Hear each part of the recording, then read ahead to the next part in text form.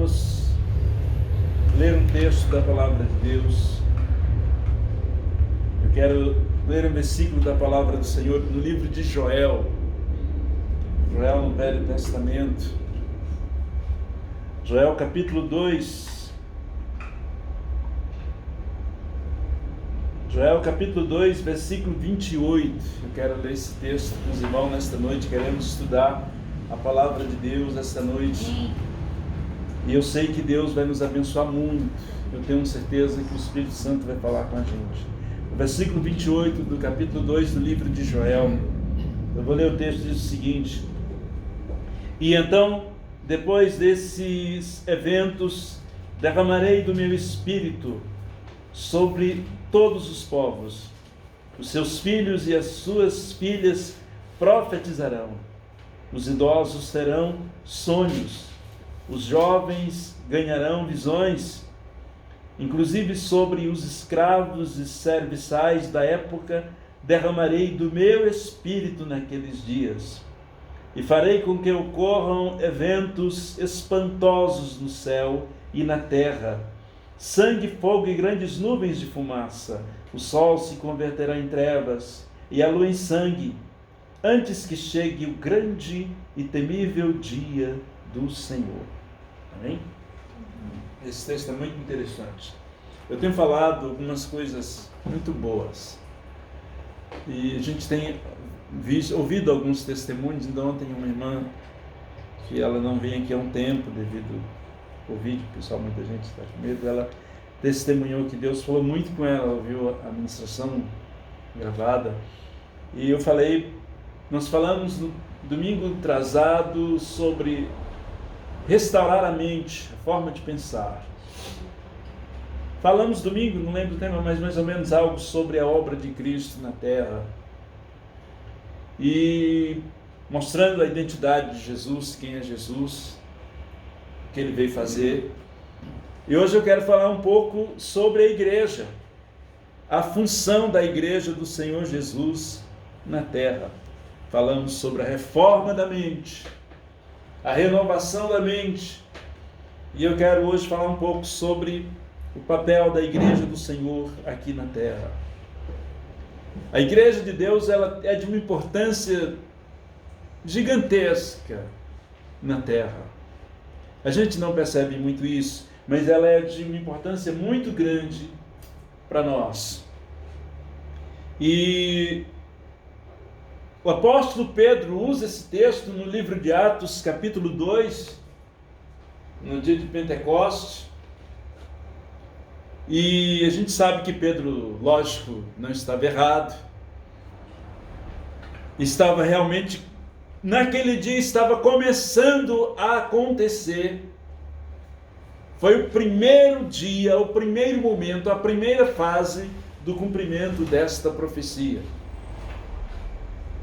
Mas esta profecia, ela é uma profecia de um período muito longo, não é de um período curto. E a gente sabe que o alvo da palavra do Joel não estava exatamente o foco no início da palavra profética, mas no final da palavra profética. E o final, a gente sabe que às vezes, se a gente comparar o mundo com uma corrida de Fórmula 1, eu acho que a gente está, não com Barrichello, claro, mas na época que tinha o Senna, eu acho que a gente está mais ou menos indo para a última volta. Acho que estamos indo para a volta final. E o que isso chama atenção nessa palavra, o que nos chama muita atenção aqui, é que a igreja ela começou no nível de Pentecostes, um nível de derramado do Espírito Santo, um nível de poder muito grande.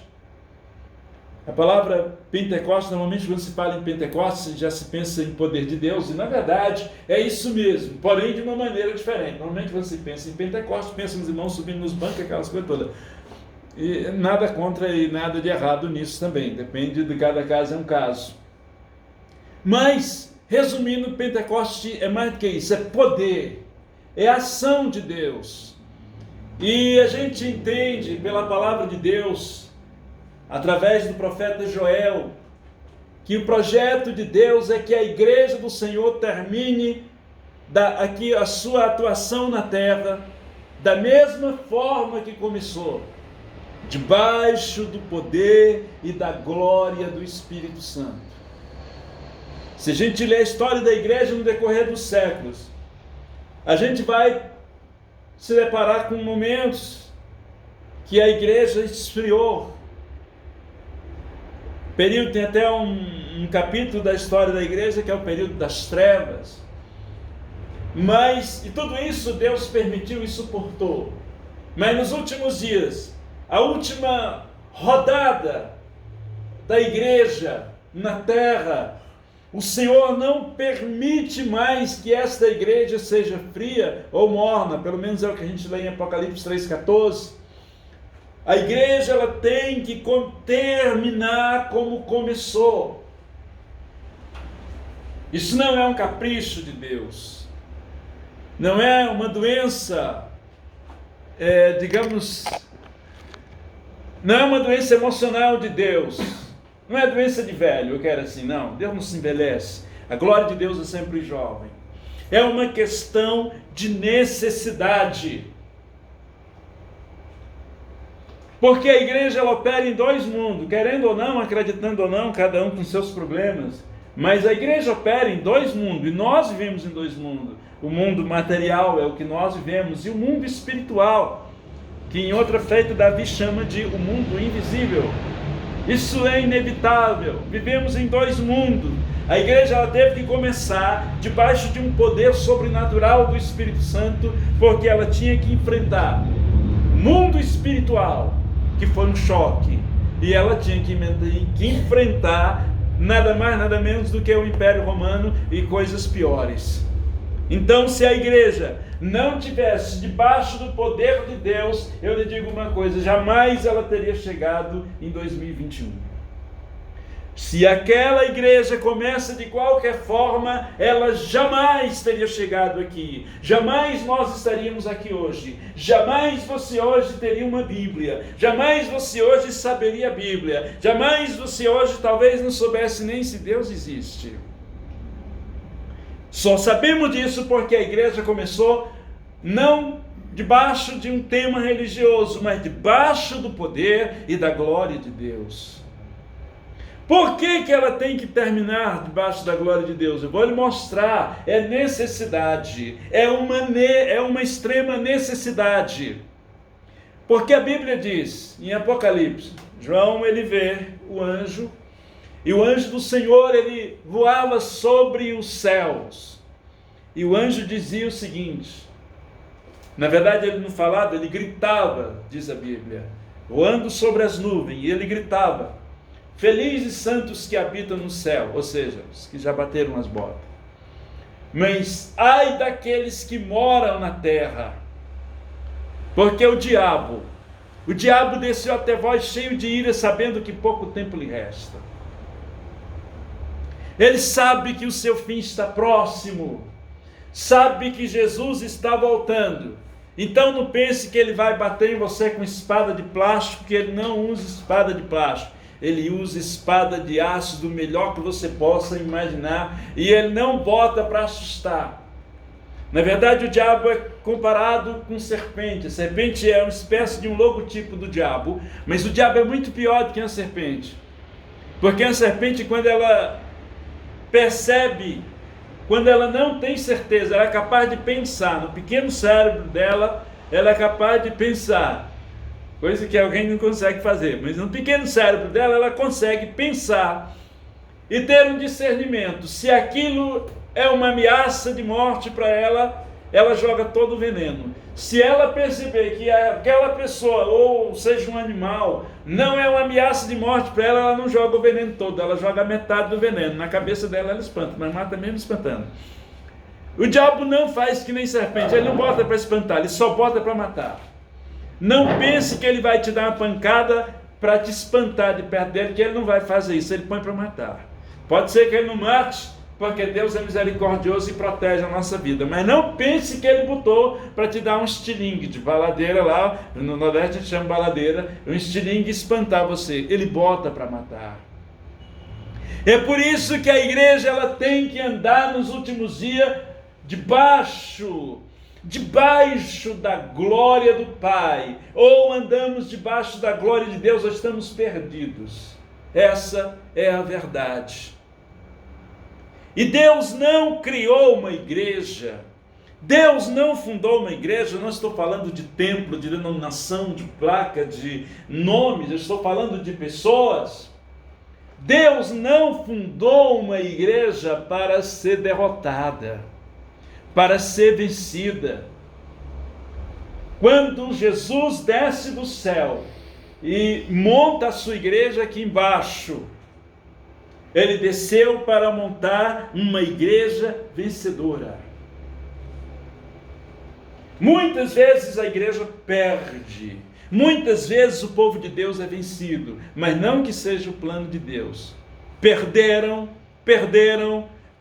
porque saíram fora do plano e do propósito de Deus, por isso foram derrotados. Mas essa não era a vontade perfeita de Deus, nunca foi e jamais será. Quando a gente lê o livro de Romanos, a gente entende o que o apóstolo Paulo diz. Paulo disse: apesar de todas estas coisas, somos mais do que vencedores em Cristo Jesus. Paulo estava dizendo o seguinte: apesar de todos os combates que temos aqui embaixo, nós somos mais do que vencedores em Cristo Jesus. Quando Paulo usa a expressão mais do que vencedor, ele não está querendo dizer eu escapei. Às vezes o camarada passa uma luta danada e não morre, foi mais do que vencedor porque eu escapei. Não, você foi derrotado. Lamentavelmente escapou, mas foi derrotado. Quando Paulo diz mais do que vencedores, é quando a gente vence de verdade. Existe uma diferença entre vencer e ser sobrevivente. Eu me lembro que tinha uma aviação antigamente, que até falia, eu não lembro mais o nome, que quando a gente viajava nela, a gente saía como passageiro e voltava como sobrevivente.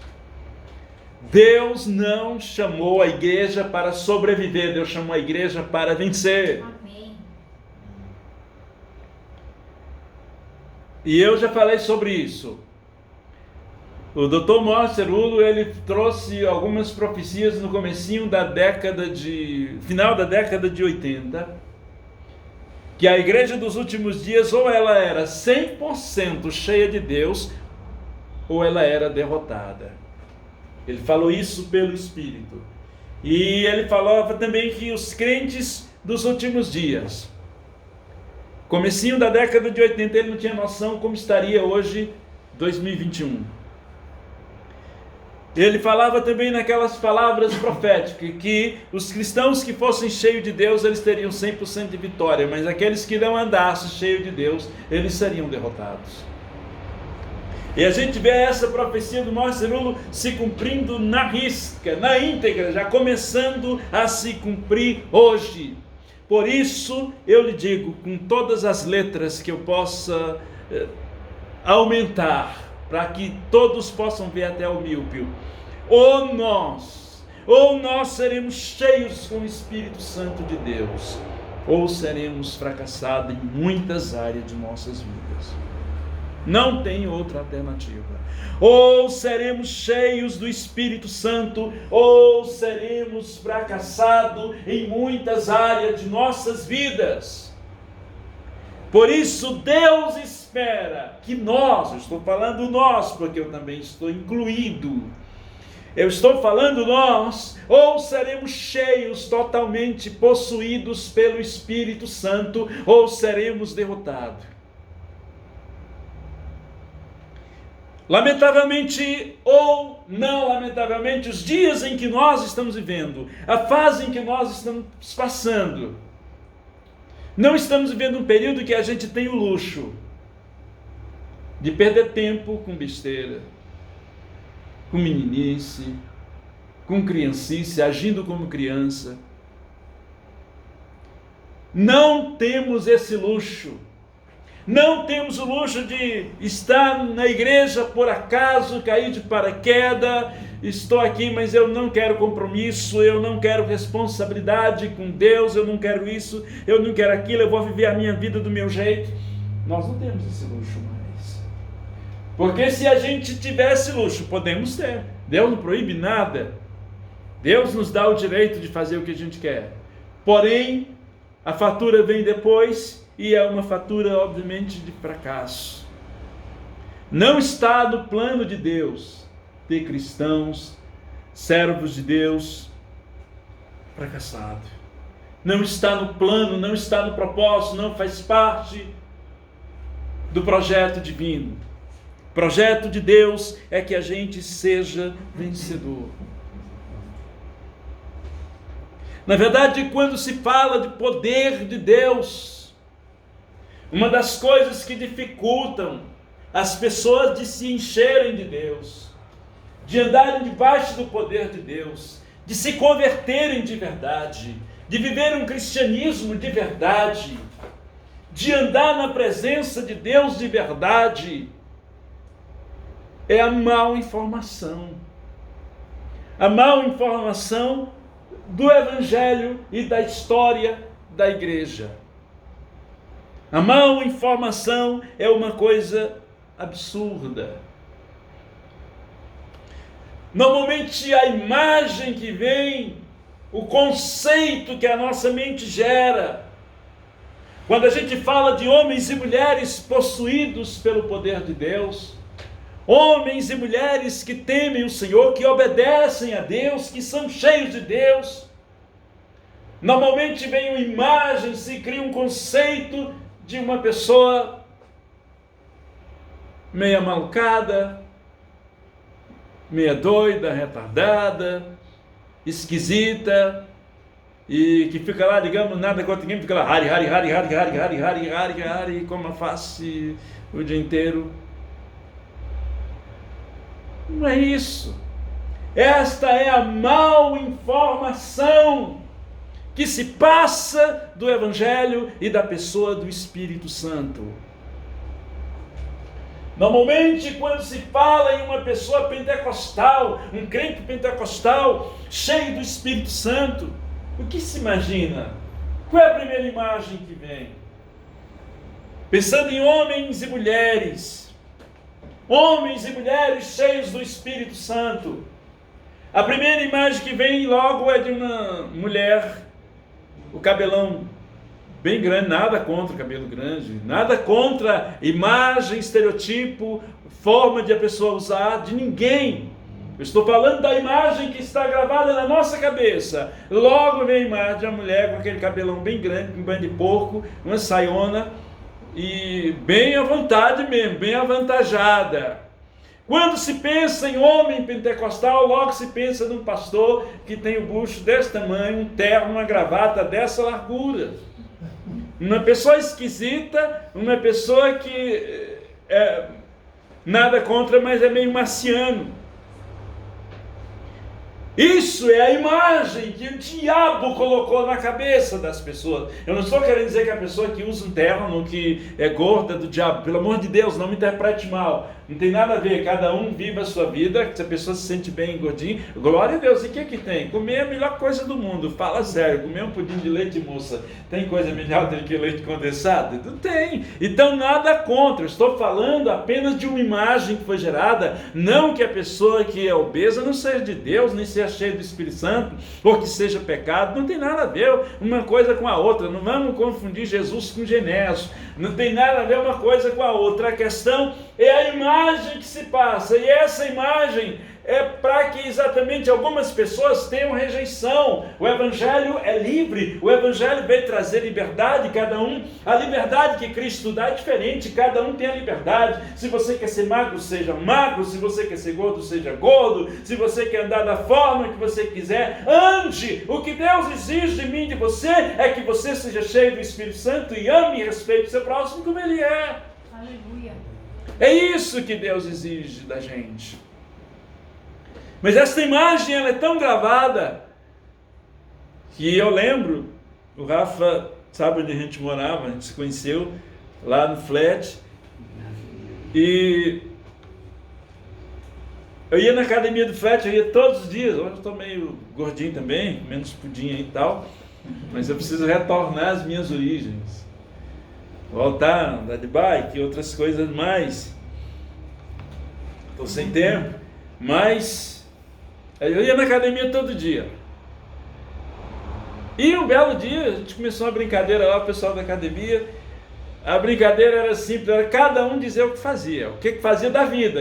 Aí começou, fulano, aí fulano, aí contava, olha, eu sou isso, eu faço isso, cada aqui. Então, aí um era médico, um era empresário, não sei o quê. Aí chegou a minha vez, aí a moça que era instrutora lá da academia falou, e você? Eu falei, eu sou pastor. Ela começou a dar risada. Eu falei, não. Eu não fiquei nervoso, né? Porque até que eu conheci ela também, falei, mas por que você deu risada? Ah, não posso falar. Eu falei, não, agora você já começou, você vai falar, você deu risada. O pior é você dar risada, você já fez. Então agora você vai ter que falar. Não, deixa pra lá. Eu falei, não, você vai ter que falar. Ela falou, não, é que todo pastor tem a barrigona.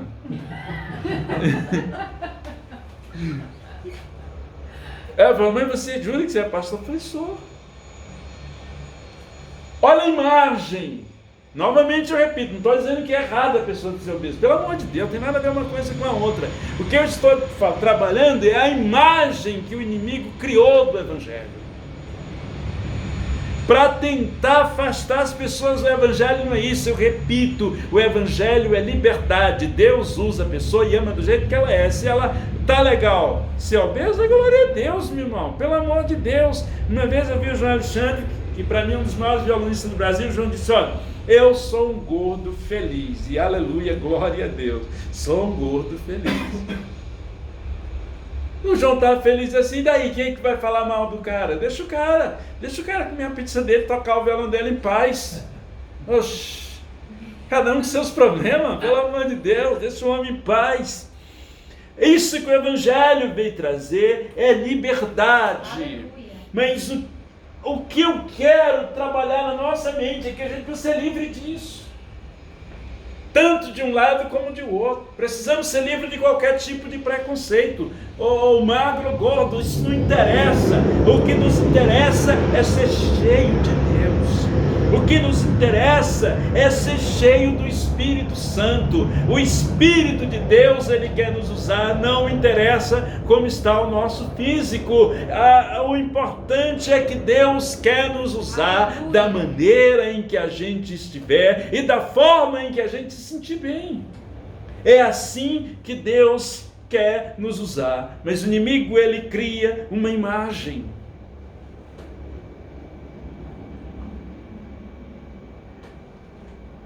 Uma outra imagem errada que as pessoas criam, o inimigo criou de uma pessoa tomada pelo poder do Espírito Santo, é que é uma pessoa que não produz muito, digamos, no sentido econômico. É uma pessoa que não cresce, que não se desenvolve, ela fica o dia inteiro, glória, glória, glória, glória, glória, aleluia. Não, eu não quero me encher do Espírito, eu não quero ser cheio de Deus, porque senão a minha empresa não vai mais andar, o meu negócio não vai andar, e eu vou ficar glória, glória o dia inteiro, pelo amor de Deus. Isso é uma loucura. Esta é mais uma imagem errada que o diabo colocou. Nós precisamos ser livres disso para que a glória do Senhor venha fluir nas nossas vidas. A gente sabe que a atuação do Espírito Santo é diferente. A atuação de Deus é totalmente oposta, é o contrário. Porque o Espírito Santo em nós, o que é o Espírito Santo? O Espírito Santo, uma das suas características, ele é um Deus que realiza, que opera, que faz acontecer. O Espírito Santo não é uma pessoa que impede, que trava a nossa vida em nenhuma área. Pelo contrário, o Espírito Santo abre portas e o Espírito Santo de Deus, ele faz acontecer.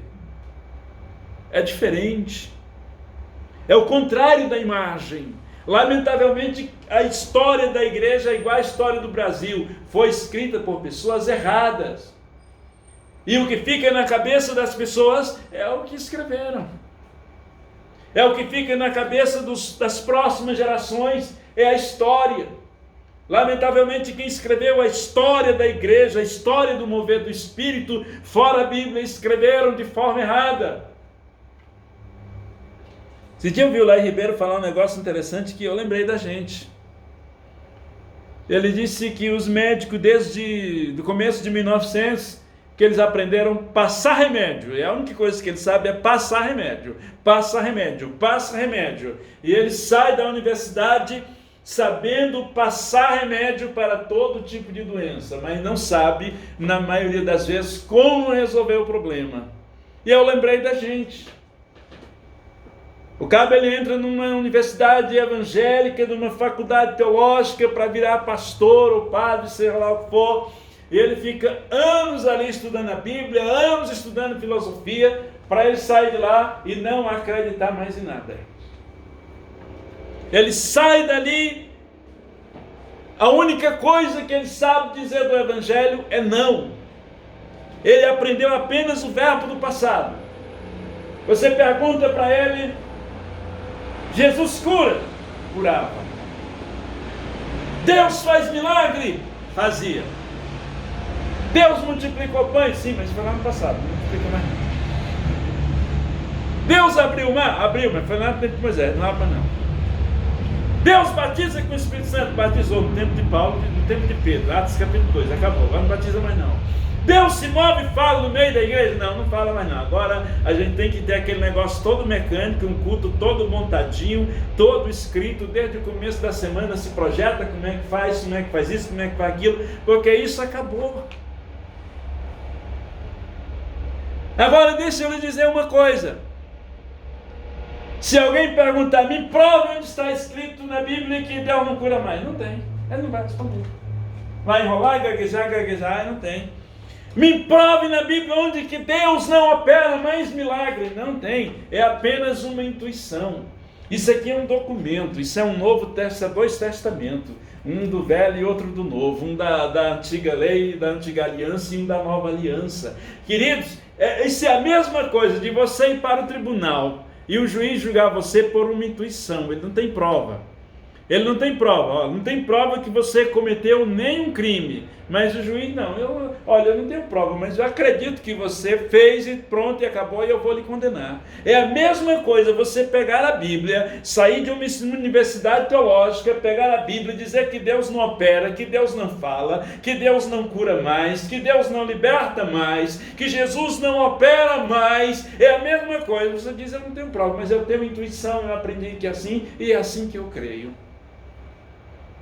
E o camarada, ele sai dali e ele cria uma comunidade de incrédulos que não crerem no poder de Deus, que não creem na glória de Deus, e o diabo monta e entra lá dentro e assiste o culto inteiro, fica o culto inteiro ali.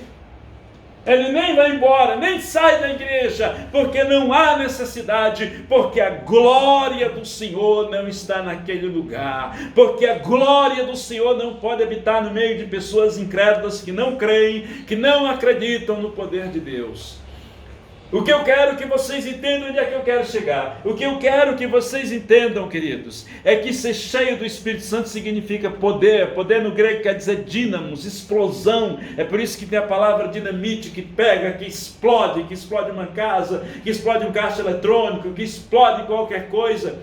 O Espírito Santo é poder. O Espírito Santo não é a força ativa de Deus, como diz as TJs. O Espírito Santo é o poder de Deus. O que é poder? Poder para fazer acontecer. O Espírito Santo não é um poder apenas que prepara o homem para levar para o céu. O Espírito Santo é o poder de Deus, é uma dinamite de Deus em nossas vidas para atuar ao nosso favor em qualquer coisa, em qualquer situação da nossa vida. É por isso que precisamos ser cheios do Espírito Santo. Ele que agir em todas as áreas da nossa vida. Glória a Deus. O inimigo colocou na cabeça das pessoas que as pessoas mais pentecostais, mais cheias do Espírito Santo, são pessoas burrinhas, muito simples, que não tiveram nada na vida, que não tiveram oportunidade na vida, então elas resolveram falar em línguas, se encher do Espírito Santo, como se fosse um carnaval. Se a pessoa vai lá, enche a cara de cachaça, aperta um baseado e cheira a carreirinha para ficar 4, 5 dias muito louco e esquecer os problemas. As pessoas, muita gente tem essa imagem, acha que a pessoa pentecostal é aquela pessoa que não teve a oportunidade de uma boa escola, de frequentar uma boa universidade, de ter um bom curso, de crescer na vida, então ela virou pentecostal. Meu querido, deixa eu lhe dizer, isso é a maior besteira que existe na face da terra, na cabeça das pessoas. A obra do Espírito Santo é diferente. É só ler a Bíblia e acreditar nela. Quando Moisés tira o povo do deserto, e o Senhor no meio daquele deserto manda que Moisés levante o tabernáculo, o primeiro tabernáculo, ou seja, uma réplica do templo. A Bíblia diz que Deus escolheu alguns, entre eles um que era o chefe da equipe, chamado Bezaleel. E Deus escolheu Bezaleel. Não foi para a guerra, para pegar a espada. Deus escolheu Bezaleel. A Bíblia diz que o Espírito do Senhor veio sobre ele para artes. Bezaleel, ele tornou-se um artista plástico de primeira categoria que possa se pensar e existir. Toda a decoração, toda a arquitetura do tabernáculo, feita em ouro, em pedras preciosas, tudo que havia ali foi feito por ele. A Bíblia diz que o Espírito de Deus o capacitou. Ele tinha a equipe dele, toda aquela equipe foi capacitada pelo Espírito Santo. Aleluia. E eles fizeram toda a decoração, toda a arquitetura do tabernáculo, foram feitas por eles, e foi o Espírito Santo. Eles não passaram pela Belas Artes, eles não passaram por nenhuma universidade. O próprio Espírito Santo deu capacidade para que eles se tornassem os artistas que foram. Deus chamou eles para artes. Isso é o Espírito Santo atuando. O Espírito Santo, ele atua em todas as